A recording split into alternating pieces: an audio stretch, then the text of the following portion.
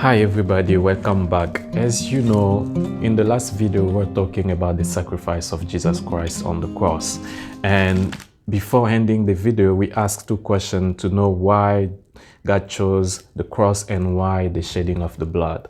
So today we're gonna answer to those two questions. But before that, I would like us to go back to the beginning in the garden after Adam and Eve sinned and see how God had to deal with them in that time. So we're gonna read in Genesis chapter 3 from verse 16 to 17. The word says, to the woman he said, I will greatly multiply your pain in childbirth. In pain you will give birth to children, yet your desire and longing will be for your husband, and he will rule over you and be responsible for you. Then to Adam the Lord said, because you have listened to the voice of your wife, and have eaten from the tree about which I commanded you, saying, you shall not eat of it, the ground is under a curse because of you. In sorrow and toil you shall eat of it all the days of your life. So by reading these verse, we realize that God not only curse the works of the man hands, but at the same time he cursed the man itself. So the human nature on its essence man was cursed. So the problem was for God not only to deal with the sin, how to remove the sin from the human nature, but at the same time, he had to remove the curse that was put on the human nature. So we're gonna divide it in two different aspects. First of all, we're gonna deal with the sin, and then we're gonna the curse, and then we're gonna deal with the sin. So with the curse, if you read in Deuteronomy 21, verse 23, God says, you must not leave the body on the tree overnight, but you must be sure to bury him that day, because anyone who is hung on a tree is under God's curse. You must not defile the land the Lord your God is giving you as an inheritance. This was a law that God gave to the people of Israel in the Old Testament. And if we read in the New Testament in Galatians chapter 3 and verse 13, the verse says, Christ redeemed us from the curse of the law by becoming a curse for us. For it's written, cursed is everyone who is hung on a pole. So the problem of the curse was resolved by Christ dying on the cross, because the cross, that all image represent the curse, and to remove that curse someone has to die on the tree, which means the cross.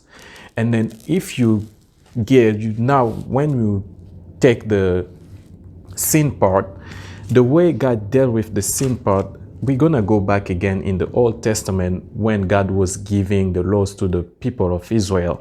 In Leviticus 17:11, it says, for the life of the flesh is in the blood, and I have given it to you upon the altar to make an atonement for your souls. For it's the blood that make an atonement for the soul. Also, this verse gives us the reason why the blood was used, because God gave the blood as a way for people to be forgiven for their sins. And then we can read again in Hebrew, in the New Testament, in Hebrew 9:22, according to the law, in fact, nearly everything must be purified with blood, and without the shedding of blood, there is no forgiveness. So this verse confirms that without any blood being shed, there is no forgiveness for sin. So whoever the person was supposed to take care of the sin of the human being had to shed his blood, because without blood, no forgiveness of sin. You may ask yourself, so why not just use an animal blood as they used to do it in the Old Testament? Why did God has to take the blood of a human being? The reason is, when you read in I'm gonna read in Hebrew chapter 9 for verse 12 to 14. It says, he went once for all into the holies, not by virtue of the blood of goat and calves, but his own blood, having found and secured a complete redemption. For its if sprinkling of unholy and defiled persons with blood of goats and bulls and with ashes of a burnt heifer is sufficient for the purification of the body, how much more surely shall the blood of Christ, who by virtue of his eternal Spirit has offered himself as an unblemished sacrifice to God, purify our consciences from dead works and lifeless observance to serve the living God.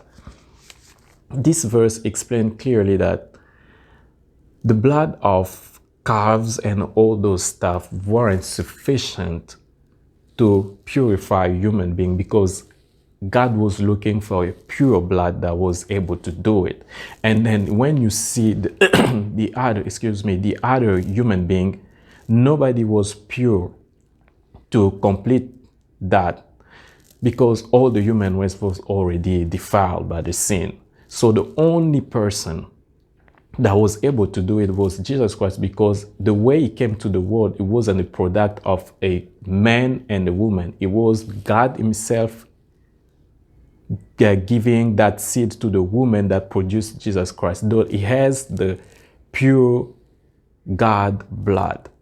So that blood was pure enough to be shed to deal with the sin and remove it from the human race. That was the reason they used the blood of Jesus Christ instead of the blood of an animal or another human being. So, if you want to read again, if you want to be more precise about it, you can read in Hebrew 10 from verse 1 to 14. Actually, even the whole chapter, you're going to see that it explained pretty well the way all the redemption was done. So to conclude our video, we're going to say God removed the curse by the cross, and he removed the sin by the shedding of the blood. So that was the whole picture that helped the human race to receive redemption from the sacrifice of Christ on the cross. So I will say, see you next time, and be well and be nice to each other. God bless you all.